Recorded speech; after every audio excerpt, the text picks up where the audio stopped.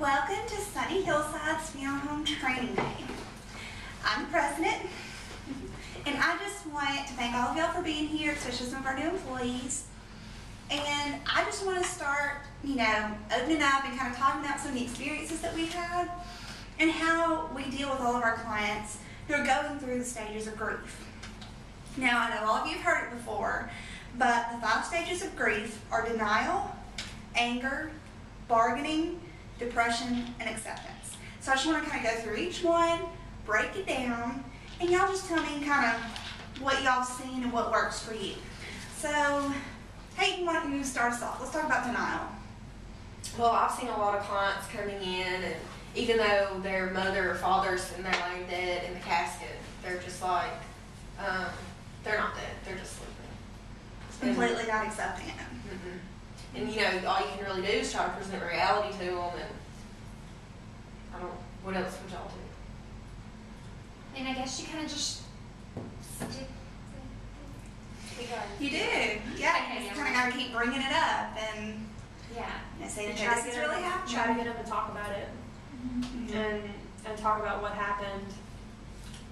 Yeah, because if they do have I know one lady, she had some brain damage from hers, and she just thought her daughter was sleeping, and they had to tell her the story over and over again until she finally actually got the concept of her not being asleep. She was actually dead and she was gone. So it was hard on her and whoever had to tell her the story, but over time she developed the knowledge to understand that she was dead. That's good. And, we all know that kind of once you push through that point, and also just the shock of it, okay, a lot of times people become angry. And I know we've all seen that, especially in the funeral home, where they're just angry about what happened and all that. Who's got some stories to contribute? Well, we've had clients that have come in and they've been rude and angry with the staff. They are belligerent at times. But on the other hand, they can also be just really confused. They don't know, because they've been thrown into a new situation and they don't know how to handle it. So they are very anxious, and then they tend to take it out on the people around them. So what's something we can do once they come in and they're angry? Just stay calm and try to talk to them. And if they're taking it out on people around them, you can ask them to go to a different room and just sit them down and try to calm them down and keep them calm. You can always use coping mechanisms. That's Deep right. breathing. That's good. Guided imagery. Go to the beach. Absolutely. That's good. Okay, what about bargaining? What's the next one? I have a patient whose mother died last week, and he's past his stage of denial, and he's now knows that she's dead, but he's just been talking about, he says, I'll sell everything that I own and I'll give it to the poor, and will that make my mom come back?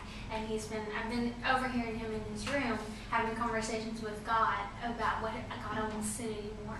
God, I won't lie to people, and I won't steal, and all these things. And so I've been trying to just let him know that he can sell his house, but the reality of it's not going to change right, anything. exactly. Absolutely. So that's all I know to do, is just to present reality to him. And he's not angry, and he's not a patient that's hard to deal with. He just hasn't accepted it. Right. Well, and like Hayden said, those coping skills, they go through every one of these stages. We can always bring these back in. What about depression? I have a family member who came in last week with her dad had died, and she said, she really didn't say a whole lot, and she just sat in the corner and didn't really talk to anybody, but she did say she felt numb when somebody would ask her how she felt. She just was kind of spacey, and some people said that she had some hallucinations of her father, which all come with the depressed state. And I suggested that she go see her doctor for an evaluation in case she needed any antidepressants. And she hadn't called back, but I told her to follow up with me and let me know how that went. But I don't know, what would y'all do in that situation? I think you did the right thing. Yeah. I think that's pretty much exactly what I would do. Supporting our clients is the best thing we can do. Yeah. We're in a business that it just completely revolves around the grief process. So working at a funeral home, nobody comes in really upbeat, so we need to remember to be very supportive. I think that was good, Amanda. I tried. Okay, what about acceptance? So this is the final stage. Katie, what do you think? Well, acceptance is kind of when they come to terms with the loss that they've experienced. That's right. And whenever they get to that stage, their anxiety level is going to go down, and of course it's still going to be hard. And getting over that, it's never easy, but there are ways to cope. If they use positive coping skills, then they can, influence their life in a good way. Absolutely. And that's a good time, when you see that they really accepted it, that you can mention, like, well, maybe you need to go do some grief counseling, or Right. I think make sure you have somebody to talk to. Yeah. I think at the acceptance stage, that's when they get it, and I think that's when they're willing to get help. I would agree. And actually on the counseling, if they, I don't know if they have a lot of money or not, but I know there's a lot of volunteers with experience that do grief counseling, and we have some numbers if we need to call anybody for anything. It's a great resource. That is good.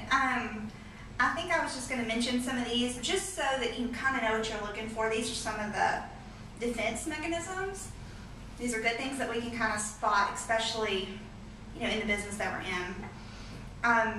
Under, talking about denial is one of them. That's actually one of our stages. Obviously, people who just aren't accepting what's going on. Displacement, identification, intellectualization, isolation, which we see a lot, especially in the depression stage, and regression. We see that a lot with our older clients who are going back and thinking about when they first got married to their spouse that they've lost or whatever. Suppression, and they're just blocking it all out. It's really important that we get these people to open up. And rationalization. Those are just some things I wanted to mention, just so y'all can make sure you can spot those things, identify, and really support our clients. So that's all I have for this section of our meeting. Is there anything else anybody wants to add?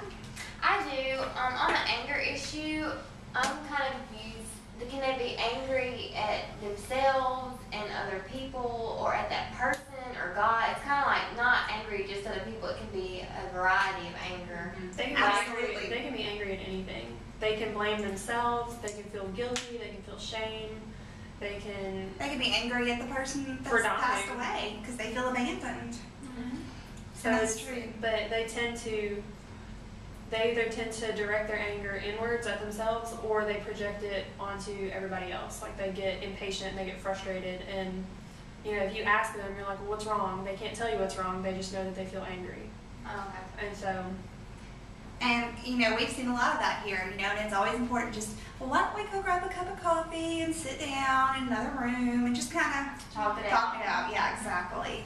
And that's something that's very important in our business, just developing relationships. These people need to feel like they have someone that cares about them, someone that will listen more than anything, regardless of what stage they're in. Just listen.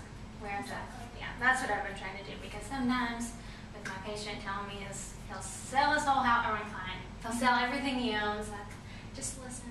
Absolutely. Yeah, they need relationships. And it's important to remember they'll also flip-flop back and forth between these stages. They may not go 1, 2, 3, 4, 5. They may be completely intermittent, going back and forth.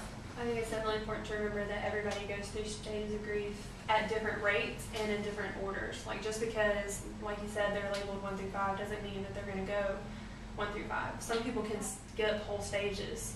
They might not go through bargaining. They might go from anger to depression and then to acceptance. So you just have to remember that each client's different, and you have to treat each one as an individual. That's so true. Absolutely. Well, I feel like we've got a pretty good team. So I think we're ready to get going, and let's move on to some of our other duties, and I'll let y'all kind of walk around and see some of the new facilities that we've got. Great. All right. Thanks. Thank you.